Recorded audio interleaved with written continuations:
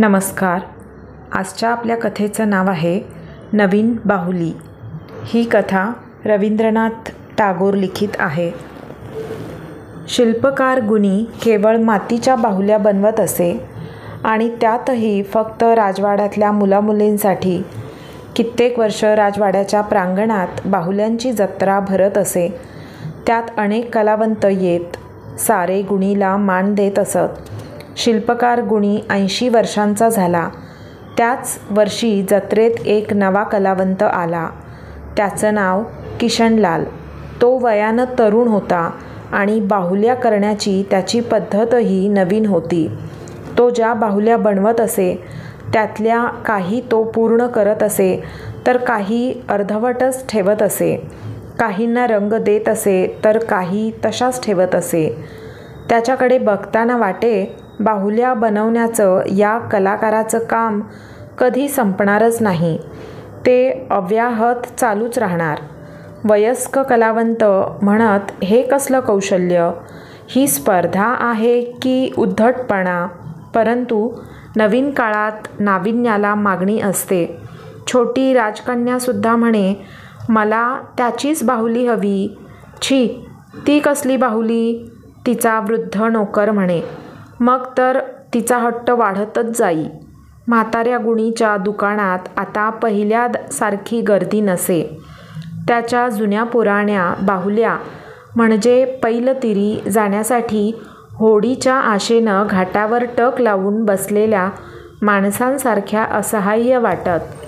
1 वर्ष उलटलं, 2 वर्ष उलटली आणि मग म्हाताऱ्या गुणीचं नावसुद्धा सगळे विसरून गेले.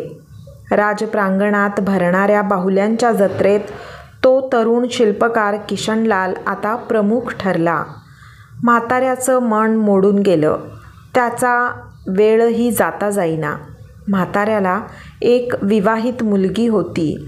एके दिवशी ती त्याला म्हणाली, बाबा, आता तुम्ही माझ्या घरी चला. म्हाताऱ्या गुणीची मुलगी अष्टप्रहर कामात व्यग्न असे. त्याचा जावई मातीचे दिवे बनवी आणि होडीत घालून ते शहरात विकायला घेऊन जाई. काळ बदलला आहे, नवीन काळ आला आहे, ही गोष्ट म्हाताऱ्या गुणीला पटत नसे. आपली नात वयानं वाढली, 16 वर्षांची झाली, हे तरी त्याला कुठे पटत होतं. झाडाखाली बसून शेताची राखण करता करता म्हाताऱ्या गुणीला झोप लागे. अशा वेळी नात येऊन त्याच्या गळ्यात पडे. असं झालं की त्याचा आनंद गगनात मावेनासा होई. तो नातीचे हात हातात घेऊन म्हणे, माझे बाई, तुला काय पाहिजे. नात म्हणे, दादाजी, मला बाहुली करून द्या, मी तिच्याशी खेळेन. वृद्ध गुणी विचारी, अगं बाई, मी केलेली बाहुली तुला आवडेल का. नात म्हणे, तुमच्यापेक्षा चांगल्या बाहुल्या करणारा आहेच कोण. म्हातारा म्हणे, किशनलाल नाही का. नात उत्तर देई, छट, किशनलालजवळ कुठं आहे एवढी कुशलता. त्या दोघांत असा संवाद कितीतरी वेळा होई. मग म्हातारा गुणी आपल्या झोळीतून माती बाहेर काढी, डोळ्यांवर चष्मा चढवे आणि नातीला म्हणे, बघ हं, शेताकडे लक्ष दे, नाहीतर पाखरं कणसं खाऊन जातील. नात म्हणे, काळजी करू नका दादाजी, मी लक्ष ठेवते. काळ जात असायचा. दूरच्या ओढ्याचं पाणी खळखळत असायचं. त्यातून जणू शब्द जायचे. नात पाखरं हाकलते, आजा बाहुली बनवतो.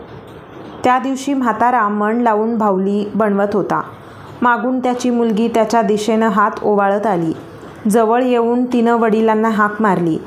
तशी डोळ्यांवरचा चष्मा काढून एखाद्या अजाण मुलासारखा म्हातारा लेकीकडे नुसता बघत राहिला.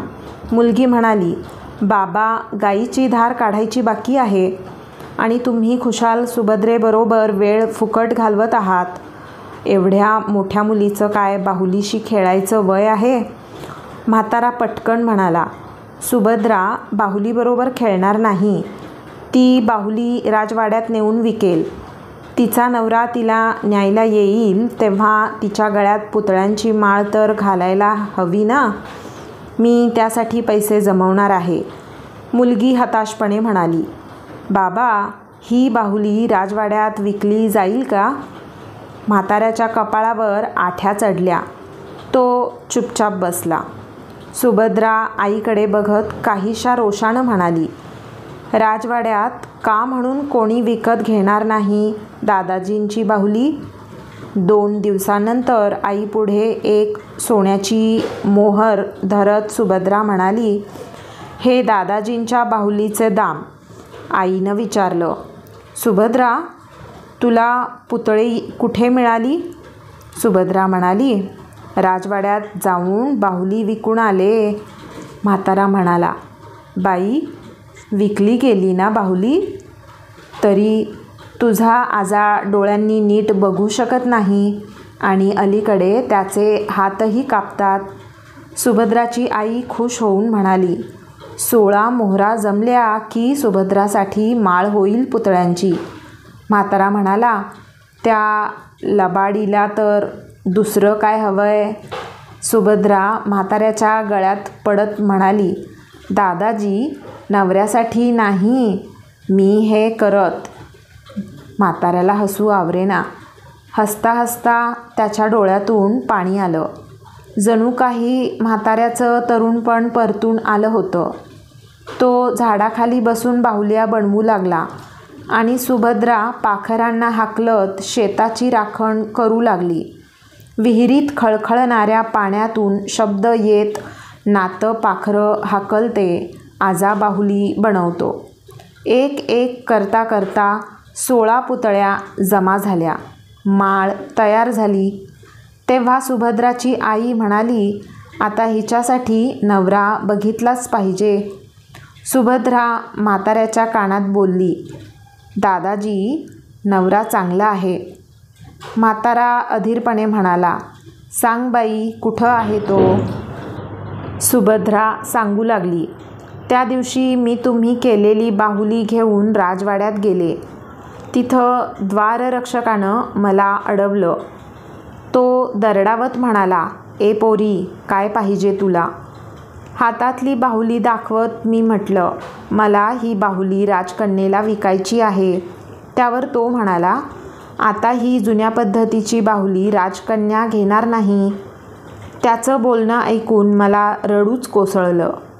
मी रडते आहे असं पाहून एक माणूस जवळ आला आणि माझ्यापुढे हात करत म्हणाला, दे पाहू तुझ्या हातातील बाहुली. तिच्यात जरा फेरफार केले तर ती नक्कीच विकली जाईल. दादाजी, तुम्ही जर त्या माणसाला पसंत केलं तर मी त्याच्या गळ्यात माळ घालीन. म्हातारा उत्सुकतेनं म्हणाला, अगं, तो आहे तरी कुठे? नात म्हणाली, तो काय, बाहेर पेरूच्या झाडाखाली उभा आहे. सुभद्रा आणि दादाजी बाहेर आले. बाहेर सुभद्राची आई होती आणि पेरूच्या झाडाखाली किशनलाल उभा होता. दादाजी आलेले पाहून किशनलालनं त्यांना नमस्कार केला. सुभद्रा लाजून पदरानं तोंड झाकून उभी होती. किशनलालला आशीर्वाद देत दादाजी म्हणाले, पोरा, तू मला नवी बाहुली दिलीस, पण माझी ही लाख मोलाची पुतळी घेऊन चाललास. दादाजींच्या गळ्यात हात टाकत सुभद्रा म्हणाली, दादाजी, मी एकटी नाही जाणार, तुम्हालाही घेऊन जाणार. तर मित्रांनो, आजची ही रवींद्रनाथ टागोर यांची उत्कृष्ट कथा तुम्हाला कशी वाटली ते नक्की कमेंट करून सांगायला विसरू नका. आणि अशाच दर्जेदार कथांसाठी चॅनलला सबस्क्राईब करा. धन्यवाद.